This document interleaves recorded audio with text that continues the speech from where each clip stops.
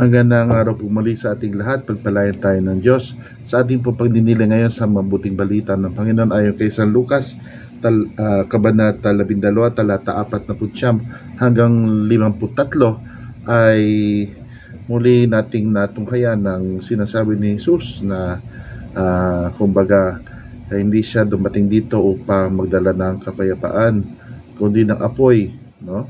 Ay paano, Father, di ba si Jesus yung tinuturing nating prinsipe ng kapayapaan?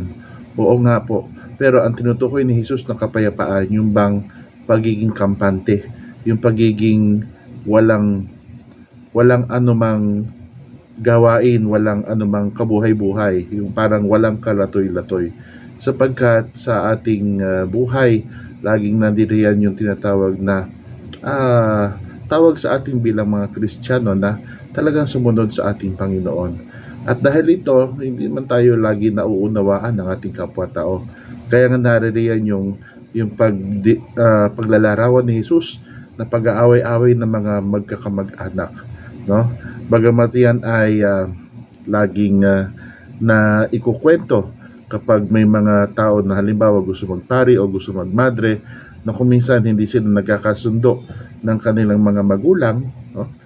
Kasi siyempre may mga magulang na may mga dahilan kung bakit hindi pinapayagan. Pero siyempre yung anak may kanya rin dahilan, no? Sapagkat alam natin na kung ang pagpipilian ay ang Diyos o ang magulang, no?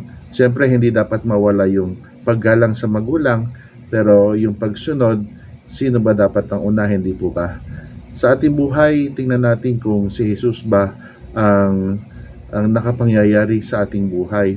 O baka naman yung sinasabi ng ibang tao, yung tinatawag natin mga peer pressure, yung pangangantsaw ng ibang tao, o kahit na mga kamag-anak, mga kaibigan, no?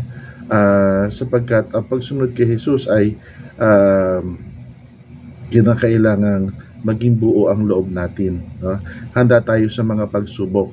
Hindi tayo mang-aaway ng ibang tao, kundi ang ating pagsisikapan ay yung pagwagian, yung tinatawag natin na yung anong sasabihin nila, no? Sapagkat hindi naman maiwasan kahit anong gawin natin, lagi merong manlalait, lagi merong may masasabi, no? Kaya maganda na sa buhay natin lagi nating pakinggan ang tinig ng Espiritu ng Diyos. Ano sinasabi ni Jesus sa atin? Lord, ano po ang nais ninyo sa akin ngayong araw? At ito ay magagawa natin kapag tayo ay tumigil at nakinig sa kanyang tinig.